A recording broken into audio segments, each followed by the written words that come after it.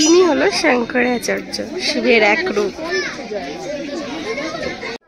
এটা হলো গৌরীকুণ্ড, শঙ্করাচার্য এখানে স্নান করতো। যা যা যা যা,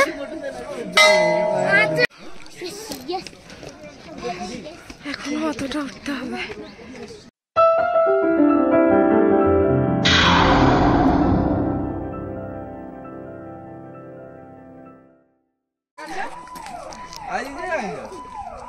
আমরা এখন যাচ্ছি শঙ্করাচার্যের মন্দির। ওই যে সামনে ঝগড়ুটিপুরি যাচ্ছে। ঝগড়ুটিপুরি ঝগড়ুটিপুরি আমার সাথে ঝগড়া করছে শুধু। এখানে 270টা সিঁড়ি, জ্যামের জন্য কিছুটা হেঁটে আসতে হয়েছে।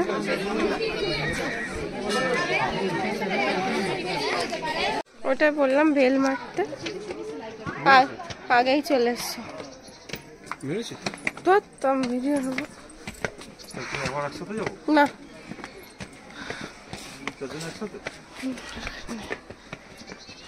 দেখা যাক কি হয়।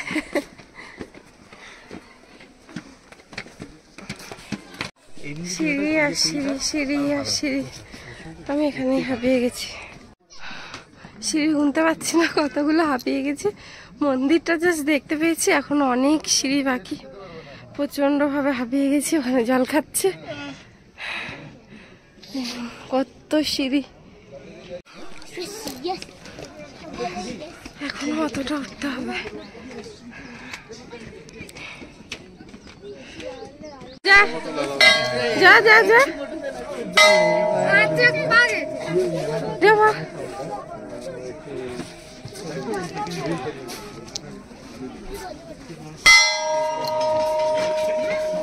বাবা হাতি পেলাম না। 270টা সিঁড়ি পার করে শেষমেশ এসে পৌঁছালাম।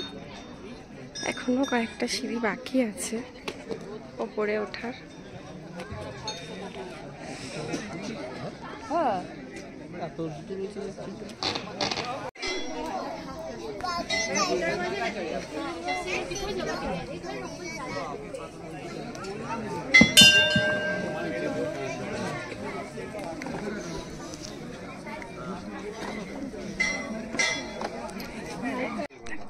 দেখুন নিচে কত বাড়ি, ছোট ছোট ছোট ছোট। আমরা কোথায় উঠে গেছি? লেকের চারিদিকে বাড়ি আর বাড়ি। হ্যাঁ তো তোমরা এটা খোলো। কিভাবে ঢুকিয়েছে দেখো সবাই, এইভাবে পয়সাগুলো ঢুকিয়েছে। ইস এত বড় অপমান। এখানে একটা গুফা আছে, দেখুন ওইভাবে যেতে হয়। ডুবি এখানে তপস্যা করতো। আমাদের শঙ্করাচার্য মন্দির দর্শন হয়ে গেল, যেখানে শিবজি কি করতো ওখানে গুফার মধ্যে।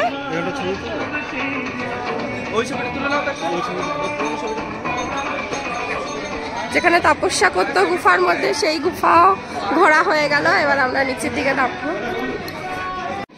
1935-এ মন্দিরটা তৈরি হয়েছিল, আগে এরকম ছিল, এখন একটু কালারফুল করা হয়েছে। মন্দিরটা একই আছে, সাইড দিয়ে সব কালারফুল হয়েছে। কেমন লাগলো? শিবের ভক্ত এখানে আসার জন্য প্রচন্ড এক্সাইটেড ছিল। শিবজি যেখানে তপস্যা করতো সেটা কেমন লাগলো মাম্মা? খুব সুন্দর, বেশ শান্ত পরিবেশটা। এবার আমরা নিচে যাব, অনেকটা পথ এবার হেঁটে যেতে হবে, আবার সিঁড়ি দিয়ে নামতে হবে। টাটা বাই বাই, দেখা হবে নেক্সট ভিডিওতে।